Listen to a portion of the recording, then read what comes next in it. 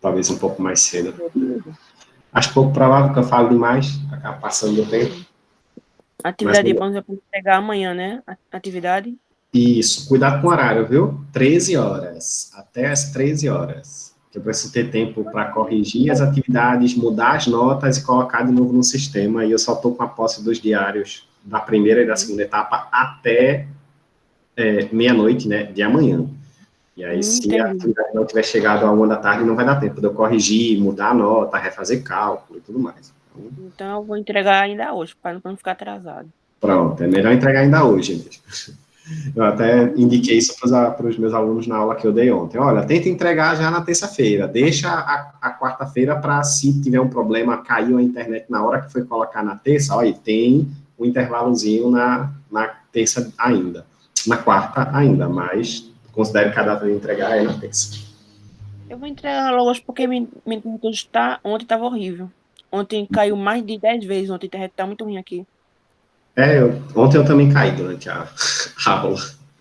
Tive que voltar, a aula durou um pouquinho mais do que eu esperava, porque eu saí no meio e fiquei uns, sei lá, quase 5 minutos para conseguir reconectar. Mas bem, vamos voltar aqui para o conteúdo, tentar concluir ele ainda hoje. Estava falando antes do intervalo, né, do que são as ondas periódicas, aquelas ondas que têm um conjunto de perturbações que vão se repetindo ao longo do tempo e que essas repetições se dão em intervalos iguais. Tá? Isso aqui é uma onda periódica. Aqui você pode ver um exemplo de como é que uma onda periódica se comporta. Você tem os pulsos aqui, ó, tem um pulso aqui, um pulso aqui, um pulso aqui, um pulso aqui, e eles estão se deslocando aqui da esquerda para a direita, de forma que o intervalo de tempo entre esse pulso ser gerado, aí chega aqui na ponta, e gerar o próximo pulso, é exatamente o mesmo tempo. Então, o tempo que demorou entre esse pulso e esse foi um certo intervalo de tempo, sei lá, imagine que foi 10 segundos, então, entre o segundo e o terceiro vai ser mais 10 segundos, entre o terceiro e o quarto vai ser mais 10 segundos, e isso caracteriza uma onda periódica. E nesse desenho aqui fica até um pouquinho mais fácil de ver aquilo que eu estava tentando mostrar na coisa da onda transversal, porque aqui tem marcado a vermelhinho. Tá vendo que, na verdade, as bolinhas elas não estão se deslocando para a esquerda, elas só estão subindo e descendo aqui. O movimento de sobe e desce, é esse movimento de sobe e desce que é transmitido para a próxima partícula. Aí a próxima partícula também vai subir e descer. Só que a próxima sobe um pouquinho depois e desce um pouquinho depois. E aí essa relação fixa é que gera como um todo a onda, tá bom? Esse intervalo de tempo consecutivo entre duas perturbações de uma onda periódica, especificamente de uma onda periódica, é chamado período. Bom, a gente vai representar o período pela letra T maiúsculo. A gente já falou, a gente não, né? Mas na Física 1, provavelmente vocês já tiveram contato com essa coisa do período, se vocês conseguiram chegar até o estudo do movimento circular, do MCU, então já apareceu lá o período. Uma onda periódica pode ser transversal? Sim, essa aqui é uma onda periódica transversal, mas ela também pode ser longitudinal. Pode ser dos dois tipos. E pode ser mista. Uma onda, o fato de ser qualquer onda, na verdade, qualquer tipo de onda, seja ela mecânica, eletromagnética, transversal, longitudinal, qualquer uma delas pode ser uma onda periódica. Tá? Basta que os pulsos que estão sendo gerados sejam gerados em intervalos de tempos iguais.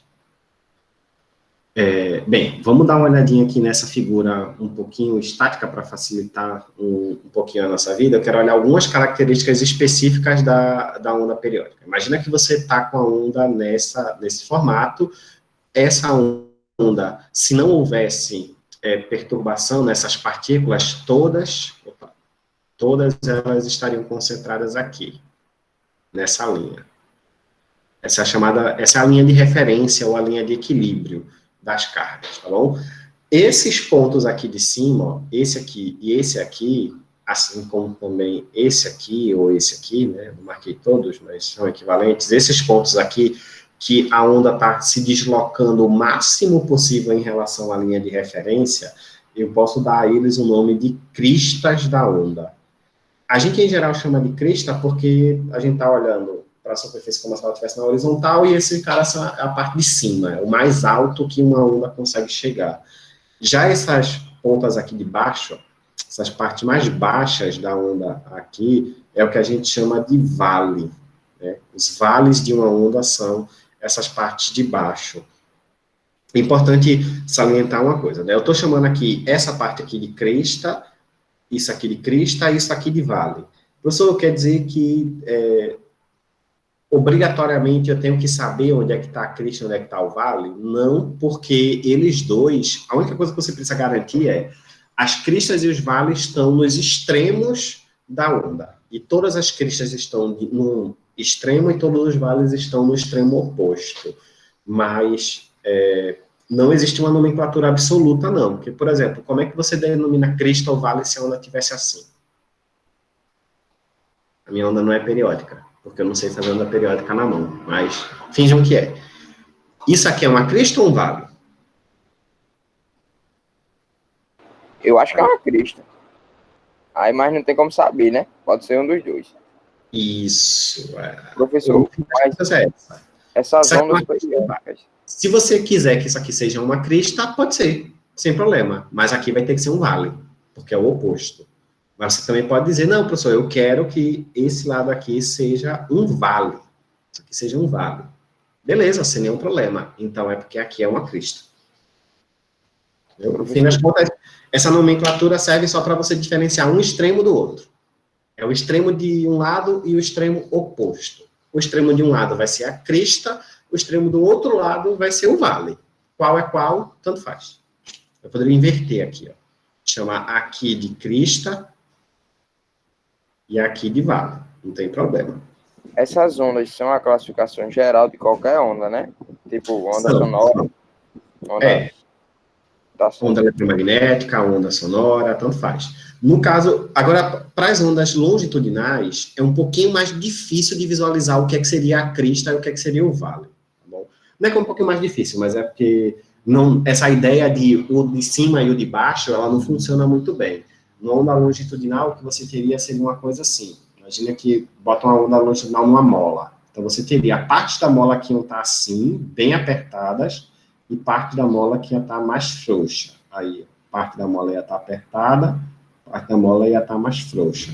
Essas partes aqui mais apertadas, você chamaria de crista, por exemplo, e essa parte aqui mais frouxa de vale. Ou então o oposto, chamaria a parte mais frouxa de crista e a parte mais apertada de vale. Mas é a perturbação. O extremo de uma perturbação é a crista, o extremo oposto dessa mesma perturbação é o vale. Bom, mas vale sim para ondas transversais e longitudinais e para ondas mecânicas, ondas eletromagnéticas. Tá? E para ondas mistas também. Com a onda mista é ainda mais difícil, porque a gente não tem uma crista ou um vale, a gente tem superfície cristal e superfície abissal, mas é nomenclatura avançada, não precisa se preocupar com isso não. A gente não vai se preocupar com essa situação aqui. Outra funcionalidade das cristas, além de simplesmente dar nome para os extremos opostos, é que eu posso utilizar a distância entre duas cristas ou a distância entre dois vales para definir uma característica importante da onda, que é o seu comprimento de onda. O comprimento de onda de uma onda periódica é a distância entre duas cristas consecutivas ou entre dois vales consecutivos. Um vale e o que está na frente ou o que estiver atrás dele, ou uma crista e o que estiver na frente e o que estiver atrás dela, tá bom? O comprimento de onda, por ser um comprimento, né, a unidade de medida dele é o metro, tá bom? Uma outra coisa que a gente também pode definir usando essa ideia de crista ou de vale é o seguinte: a distância entre a linha de equilíbrio de uma onda qualquer e a crista, de uma onda periódica qualquer, ou a distância da linha de referência até o vale, se crista ou vale tanto faz, é chamada amplitude da onda. Isso aqui é a amplitude. Ontem deu problema na animação do amplitude e eu esqueci de corrigir, então eu vou ter que escrever na mão aqui mesmo, né? Então, a amplitude é essa distância entre a linha de referência e ou a crista ou o vale, né? É o ponto de máximo afastamento. Isso é que dá a amplitude de uma onda, tá? E a amplitude mais na frente ela vai ter uma relação importante com a intensidade, né? Quanto mais intensa é uma onda, Quanto mais energia uma onda carrega, é porque maior é a amplitude que a onda tem. Bom? O que é a frequência? Está vendo aqui que quando uma onda é periódica, é porque eu tenho pulsos que se repetem. A frequência vai me dizer justamente se eu estou tendo muitos pulsos se repetindo num certo intervalo de tempo ou se eu tenho poucos pulsos. Quanto mais pulsos eu tiver num certo intervalo de tempo, no mesmo intervalo de tempo, na verdade, a maior será a frequência. Para a física, em geral, esse intervalo de tempo que a gente vai considerar é o de 1 segundo, mas em algumas outras aplicações pode ser que seja mais interessante usar outras unidades, como, por exemplo, na informática, um movimento que se repete, que vocês usam muito, é o movimento de rotação das partes que compõem o disco rígido, por exemplo. O movimento de rotação das partes do disco rígido, em boa parte dos equipamentos, não usa um intervalo de tempo de 1 segundo, mas sim 1 minuto. E aí, quando usam 1 minuto, em geral, a unidade de medida da frequência não é a unidade do sistema internacional. No sistema internacional, a gente vai medir a frequência, né, que é esse número de repetições por segundo, numa unidade chamada Hertz. Em algumas aplicações na informática, você mede a frequência em RPM, porque você está olhando especificamente para o movimento de rotação. Exatamente, Pedro. O movimento de rotação, que também pode ser associado, a gente não vai fazer isso por conta do recorte que eu optei por fazer, mas dá para mostrar que todo movimento de rotação uniforme é equivalente, pode ser transposto, né, pode ser entendido como, do mesmo jeito que um movimento ondulatório periódico, né, uma onda periódica, ela pode ser descrita como sendo a trajetória, não como a trajetória, mas pode ser feito um paralelo entre a onda periódica e o movimento de rotação, um movimento circular uniforme. A gente não vai fazer isso, mas dá para fazer, e inclusive dá para tirar muita característica importante da onda baseado nessa simples analogia, desde a função que descreve a onda, até a relação período-frequência, a equação fundamental e tudo mais, tá bom? Aqui eu tenho um exemplozinho só para a gente ver.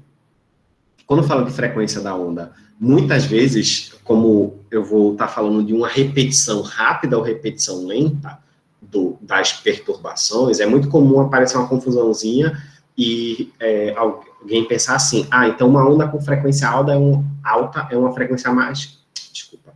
Uma onda com frequência alta é uma onda mais rápida, e uma onda com frequência baixa é uma onda mais lenta. E falar em mais rápido ou mais lento, você está falando em geral de velocidade e não de frequência. Então, aqui nessa animaçãozinha, eu tenho 2 cangurus que estão pulando e se deslocando para frente. Ambos os cangurus se deslocam para frente com a mesma velocidade. A velocidade é exatamente a mesma, porque eles saem daqui da ponta esquerda e vão até a ponta direita aqui e chegam juntos, saem juntos, chegam juntos. Então, o deslocamento é com a mesma velocidade.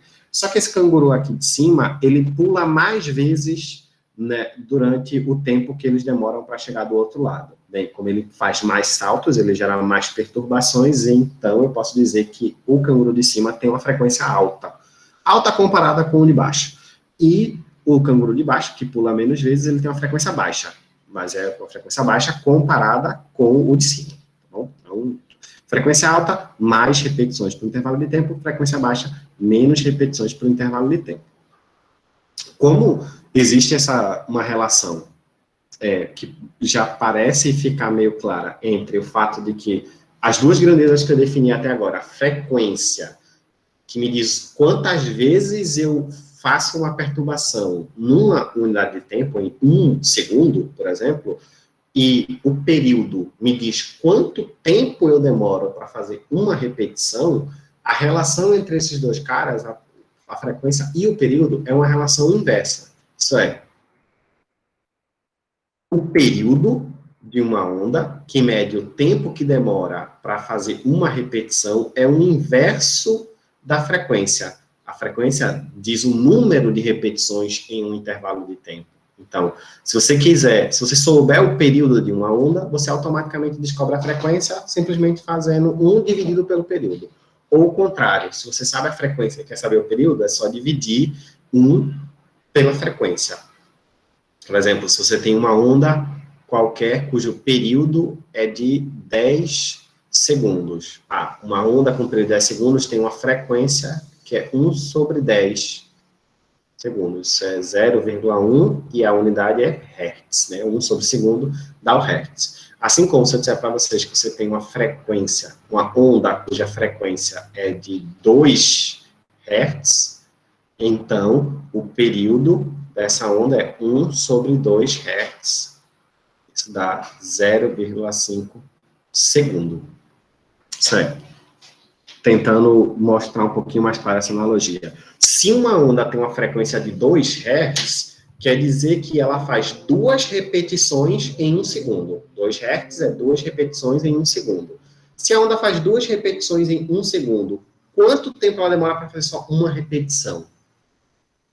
Metade do tempo que demorou para fazer 2, né? Então, demora meio segundo. É justamente o que a relação F igual a 1 sobre T está me dizendo.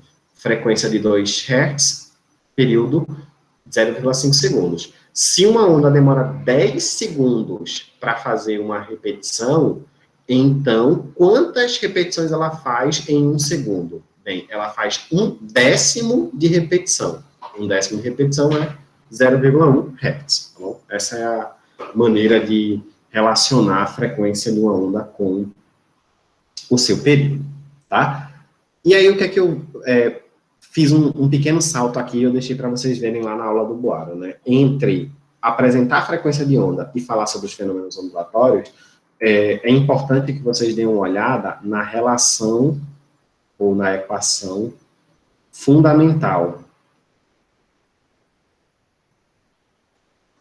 Essa é a relação que vai falar sobre, lembra que eu tinha comentado aqui a velocidade, né, de deslocamento desses cangurus, que vai relacionar a velocidade com o comprimento de onda e o período, ou a frequência. E aí vocês vão...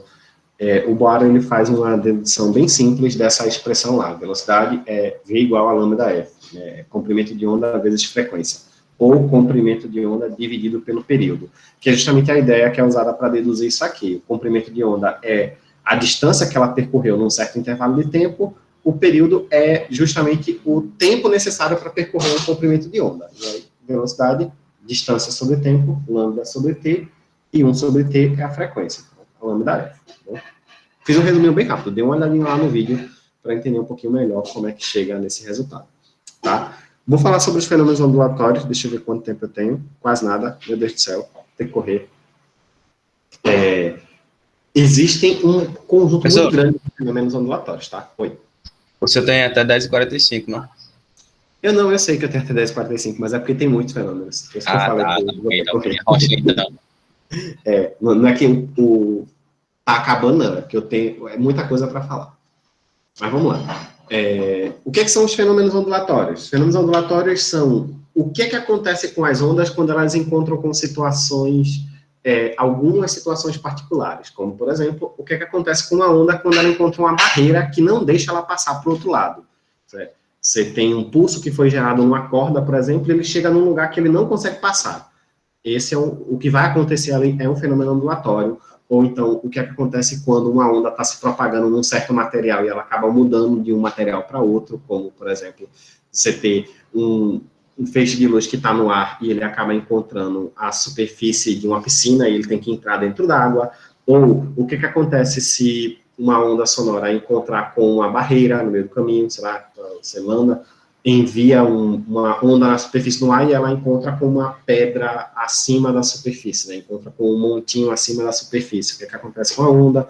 Ou então, se tem um buraco, tem uma barreira, mas nessa barreira tem um buraquinho por onde um pedaço da onda consegue passar, o que vai acontecer? Os fenômenos são essas coisas interessantes que podem acontecer com ondas quando elas encontram com situações atípicas. Ou pelo menos quando encontram com mudanças no meio onde elas estão se propagando. O primeiro desses fenômenos é a reflexão, E basicamente a reflexão é um fenômeno que acontece quando uma onda encontra uma superfície, ela não consegue passar, ela é obrigada a voltar para onde ela estava. Não obrigatoriamente volta para a mesma posição, mas imaginando que a sua barreira seja, por exemplo, só para tentar facilitar, um espelho, aqui, isso aqui é o símbolo que a gente usa para representar espelho. Esse lado aqui que tem essas setinhas aqui significa a parte de trás do espelho, a parte que não reflete, e essa partezinha mais lisa aqui é a frente do espelho. Então, se vocês estivessem se olhando nesse espelho, vocês estariam, né, aqui olhando para lá. Bom, e um caso bem simples de ver a reflexão se eu boto uma onda, por exemplo, um feixe luminoso, que entra nesse espelho, que bate nesse espelho desta forma, ele é obrigado a voltar para o mesmo lado, ele não consegue passar para o outro lado do espelho. Ele não volta exatamente para a mesma posição, porque o feixe foi emitido por aqui e ele volta para cá, tá bom? Mas, na reflexão, o feixe bate na nossa posição e acaba voltando. Aqui eu estou colocando, para vocês tentarem visualizar, essas linhas vermelhas aqui, é o que a gente chama de frente de onda. Frente de onda, basicamente, eu escolho uma parte da onda, por exemplo, sei lá, um vale, ou uma crista, ou qualquer outro ponto, mas é mais fácil pegar vales ou cristas, e eu desenho uma linha em todos os lugares que eu tenho uma crista. E eu não olho para o resto da onda. Diferente de olhar para uma onda assim, ó, é como se eu estivesse olhando só para cá. Olha, essa. São os vales. Desculpa, são as cristas. Ou os vales, eu posso chamar de vales se eu quiser.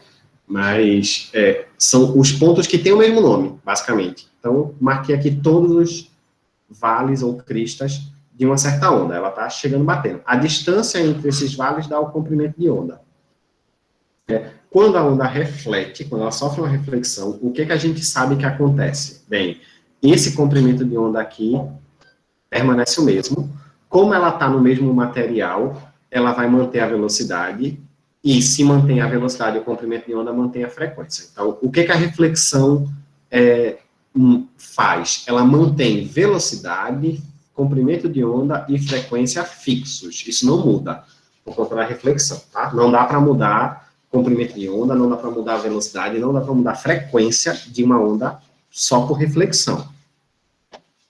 Agora, a direção da onda muda, né? Ela bateu aqui inclinada da esquerda para a direita, para baixo, e agora ela está de direita para a esquerda, inclinada para baixo. Como é que eu sei para onde é que ela está inclinada? Como é que eu sei que esse raio aqui bateu e não saiu assim, por exemplo? Saiu exatamente como está esse azul.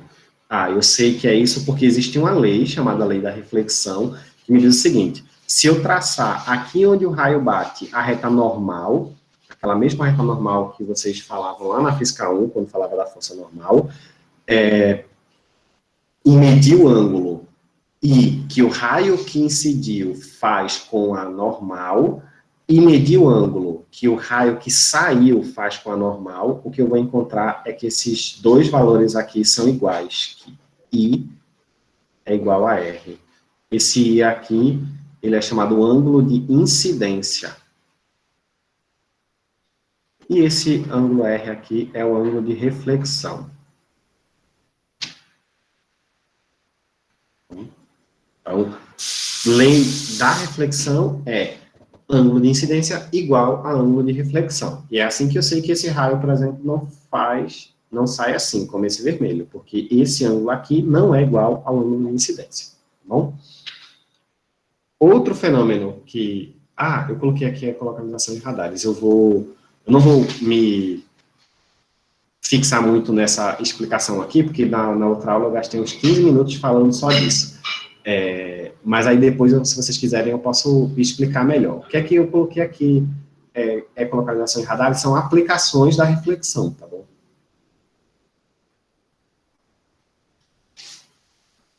Aqui. São aplicações da fenômeno de reflexão. Os morcegos conseguem caçar à noite e se localizar bem, mesmo sem ter nenhuma luminosidade, e mesmo com eles sendo praticamente cegos, os morcegos quase não enxergam, porque eles são capazes de emitir sons e, ao ouvir a reflexão desses sons, nas barreiras que ele encontra ao redor, e essas barreiras podem ser as paredes, as árvores, ou os animais que eles estão caçando, os insetos, eles conseguem descobrir onde é que esse objeto está, com que velocidade ele está se locomovendo, em que direção do espaço eles se encontram, e baseado nesse princípio da ecolocalização, a gente pode também entender o funcionamento dos radares, né? Basicamente emitem uma onda sonora, se for um radar convencional é uma onda eletromagnética, se for um sonar é uma onda sonora, né? Mas emitem uma onda, essa onda vai acabar encontrando com barreiras no caminho, que podem ser, por exemplo, outros submarinos, essas ondas vão refletir, e quando a gente detecta a reflexão, dá para saber, assim como o morcego faz, onde é que o objeto estava, com que velocidade ele estava se deslocando, a que distância ele estava, para saber todas essas informações, tá bom? Se alguém tiver curiosidade, depois eu posso explicar um pouquinho mais sobre isso, mas vou tentar avançar aqui para os outros fenômenos. Primeiro, como é que a onda reinicia quando bate no submarino? Sim, ela, não é que ela reinicia, ela reflete, né? Um pedaço dela volta. É gerada uma onda, uma parte dessa onda vai acabar colidindo com esse objeto, isso é uma barreira, ela vai acabar voltando. Essa onda que volta é a onda refletida, e é baseado nela que a gente consegue identificar. Isso, ela começa pequena porque as ondas aqui, elas se espalham assim, né, como círculos, digamos assim. No caso do mar não são círculos, são esferas, mas ela sempre se origina pequenininha e ela vai crescendo. A mesma coisa acontece aqui. Essa onda aqui, talvez a animação não deixe tão claro, não, mas ela mostra aqui. Ela começa pequenininha e ela vai crescendo, tá vendo? A onda que foi emitida por esse submarino. Aí, um pedaço dessa onda acaba batendo aqui, né? Se tiver um objeto só aqui, esse carinha aqui, só esse pedaço da onda que vai bater. Então, esse pedaço é o que vai refletir. Esse pedaço é o que vai refletir. E aí ele começa pequeno e reflete grande. Tá bom? Só para avançar. Oi. Nesse negócio aí, como é no submarino. Sim. Aí ele emite um sonar. Aí o outro submarino pode identificar a onda ou ele tem que jogar uma onda também? Pode sim, pode identificar a onda. Inclusive, existe uma classificação entre os radares e sonares, que são os ativos e os passivos, né? Os radares ativos, eles emitem a própria onda e vem a reflexão dessas ondas nos objetos. Os radares passivos, eles são basicamente ouvidos gigantes. Eles escutam os sons que estão sendo emitidos por outros objetos e refletidos ao longo da superfície. E aí, ao ouvir essa reflexão de outros sons, existem a eletrônica que está por trás consegue definir não, mas identificar se é um objeto que está se locomovendo, se não está, que distância ele está, onde ele está. Então, tudo isso pode ser identificado pelo detector do radar. Se ele for um radar passivo, ele ouve diretamente o som emitido. Se ele for um ativo, ele emite o som e escuta a reflexão do próprio som que foi emitido. Ou emite uma onda eletromagnética e detecta a reflexão dessa onda eletromagnética. Tá bom? Tipo assim... Não, termina. Não, eu já tinha terminado. Peraí, tá passando um carro aqui. Porque, tipo assim, tá numa guerra, aí tem os dois submarinos de países inimigos. Aí o inimigo lança a onda aí, o outro pode identificar onde está e tipo... Pode sim. Aí, então é complicado. Pois é. É por isso que existem os tipos diferentes de submarino, né? Em geral, um submarino que está fazendo uma caçada, que ele está procurando para atacar, ele deve ser um submarino que usa um radar ativo, né? Porque ele não pode ficar esperando algum som ser emitido para ele ouvir. Já um submarino que quer fazer, por exemplo, um ataque surpresa, que ele não quer ser ouvido, o radar dele tem que ser um radar passivo. Porque se ele ficar emitindo som, é como um soldado que está querendo chegar no fronte de batalha e ele vai em direção ao fronte de batalha gritando, olha eu aqui, nada. Tem que só ouvir. Então, dependendo da aplicação que vai ser feita, o radar vai ser um radar ativo ou um radar passivo. Tá bom? Tá certo. Eu sou meio fissurado com essa questão dos equipamentos de detecção. Mas vamos lá. Próximo fenômeno é o da refração. E aí a refração ocorre quando? Vai acontecer quando uma onda encontrar uma superfície de separação entre dois meios diferentes. E aí ela passa de um meio para outro, passa de um material para outro. A gente chama de meio, mas é a mesma coisa que o material. Passa de um material para outro, e nessa passagem ela obrigatoriamente muda de velocidade. Então, se tiver dois meios diferentes, em que a velocidade, dois materiais diferentes, mas a velocidade da onda nos dois materiais for igual, não vai acontecer refração. Porque precisa ter uma alteração na velocidade. Mas na maioria dos casos que a gente estuda, existe uma diferença grande de velocidade. E aí, por exemplo, imagina que tem uma superfície aqui de separação entre o meio 1 e o meio 2, pensa lá que o meio 1 é água, e eu botei a água em cima, dificultou a minha vida, vou botar ar aqui em cima e água aqui embaixo. Só para facilitar, porque depois vão ficar perguntando, professor, como é que a água está flutuando em cima do ar? Não vai ter essa pergunta mais. Tem ar em cima, água embaixo. Então, estou na superfície de uma piscina, por exemplo. Se uma onda chega aqui, nessa superfície de separação, quando ela atinge a superfície aqui, ela vai ter que passar para o outro lado, passar para outro meio. Um pedaço dela vai ser refletido também, a gente já estudou o que acontece na reflexão, mas um pedaço dela vai passar direto. Esse pedaço aqui, que conseguir passar para dentro da água, vai formar uma onda refratada. Como é que eu sei que a onda vai estar refratada? Porque, por exemplo, se essa onda for o som, se for o som, a velocidade do som aqui fora, no ar, é aproximadamente 340 metros por segundo. Quando o som passa para dentro da água, a velocidade de propagação já é em torno dos 700 e poucos metros por segundo. Eu não sei quanto é o poucos, não, então finge aí que é 700, só para dar uma noção. Tá? E também depende do tipo de água. Se a água salgada é uma coisa, se a água doce é outra, se for águas de mares quentes é uma coisa, se for de mares frios é outra. É só uma proximidade. Pode falar. Isso aí está relacionado com o cara bater duas pedras dentro da água e a pessoa dentro da água coisar o ouvido ou não? Ou é mito isso aí? Como é que é? Eu não entendi. Tipo, a pessoa pega duas pedrinhas e bate dentro da água. Aí certo. A velocidade vai sair maior, aí pode causar dano no ouvido ou é mentira isso aí? Contaram isso aí, não sei se é verdade. É mais ou menos, digamos assim. O fato de que a velocidade que a onda se propaga é maior dentro da água, realmente pode causar um dano um pouco maior ao ouvido, se você estiver ouvindo dentro da água essa batida. Só que, como a água é um material que é muito mais denso do que o ar, a onda se propaga mais rápido, só que com amplitude menor. Então, é verdade que pode machucar? Mas tem que estar numa condição muito especial. Você tem que conseguir gerar uma onda dentro da água com a mesma intensidade que você gera fora da água. E aí é bem mais difícil. Tenta bater duas pedrinhas dentro da água, você vai perceber que o som que elas produzem quando estão dentro da água é muito mais baixo, tem um volume muito mais baixo, do que se você bater essas mesmas duas pedrinhas fazendo o mesmo tipo de movimento fora da água. Então, a intensidade da onda é menor. O fato de que a velocidade ser maior pode causar um dano maior, é verdade? Mas você só vai conseguir notar esse efeito se a onda que foi emitida dentro da água tiver exatamente a mesma intensidade da onda que foi emitida fora. E isso é bem mais difícil de acontecer, porque a água, por exemplo, é muito mais densa do que o ar.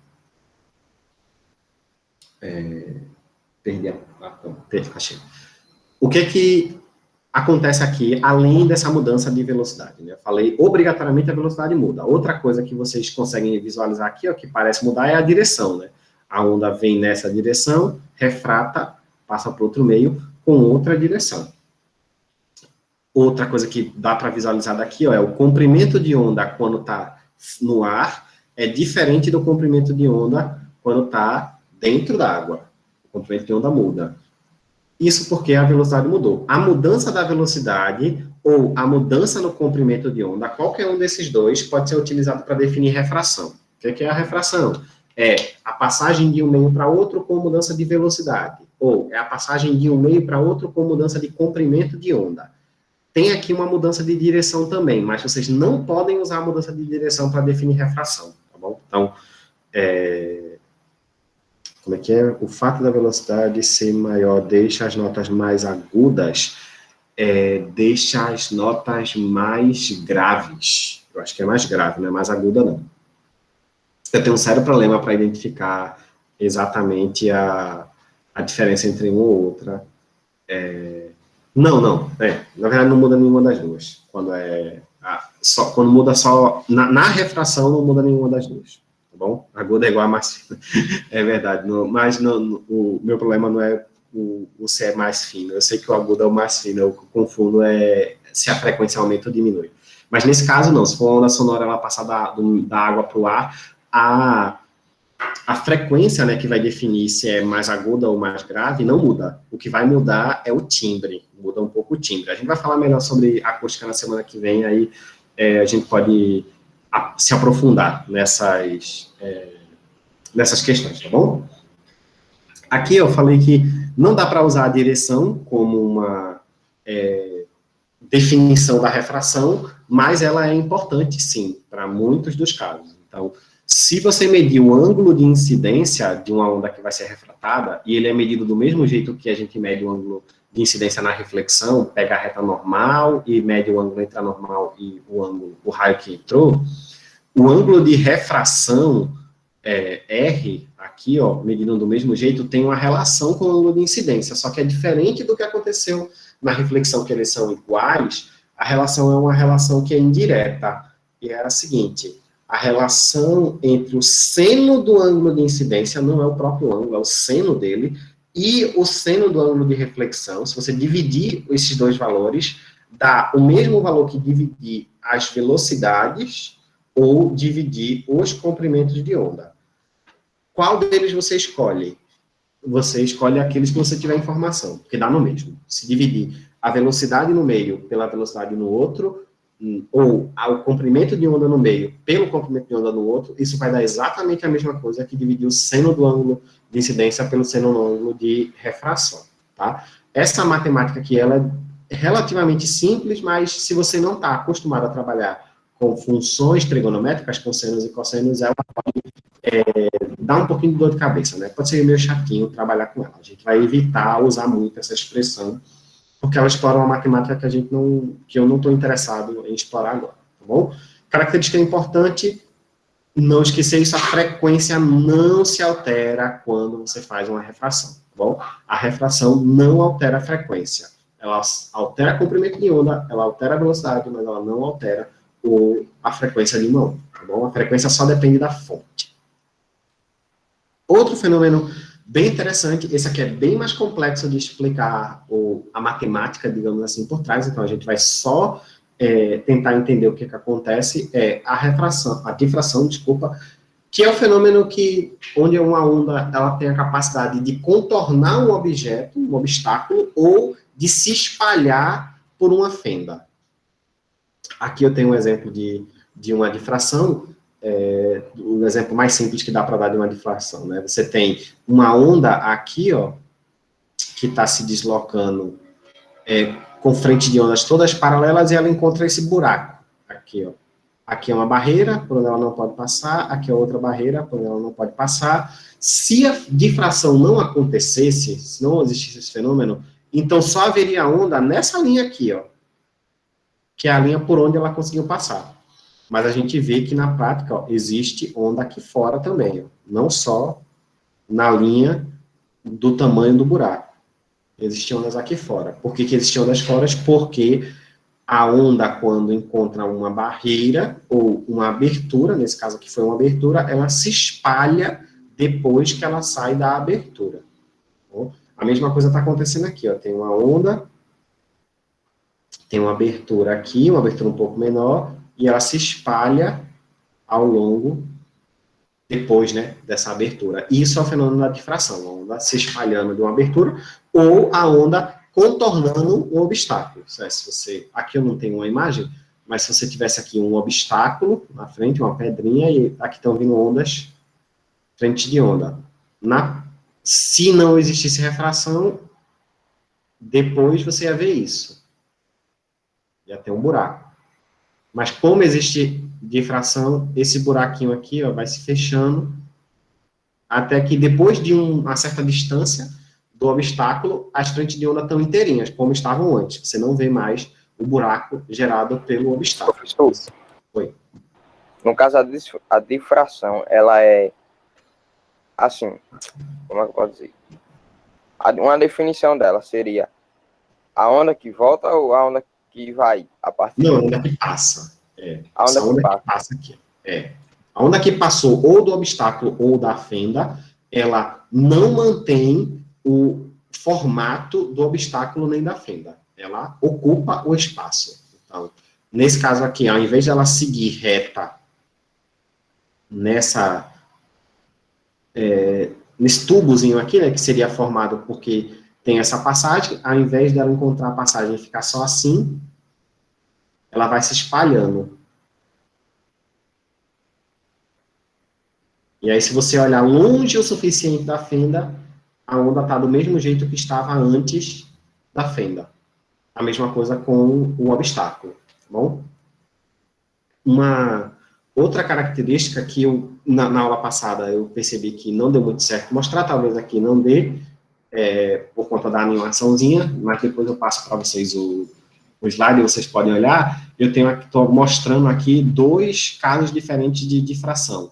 Uma difração em que o tamanho do buraco é bem parecido com o tamanho do comprimento de onda, da onda, e uma outra em que o buraco é muito maior do que o comprimento de onda.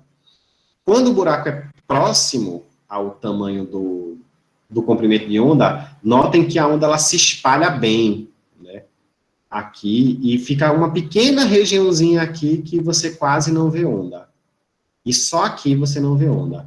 Quando o buraco é muito grande, tem um pedaço aqui, ó, que você não vê onda, mas tem outro pedaço aqui, ó, também, ó, aqui dentro, que você não vê onda, aqui dá para ver ele também. Então, você pode imaginar o seguinte, que quando o comprimento de onda é muito diferente do tamanho do buraco, ou do tamanho do obstáculo, a difração, ela acontece, mas ela é pouco efetiva, ela não dá muito certo. A onda se difrata pouco.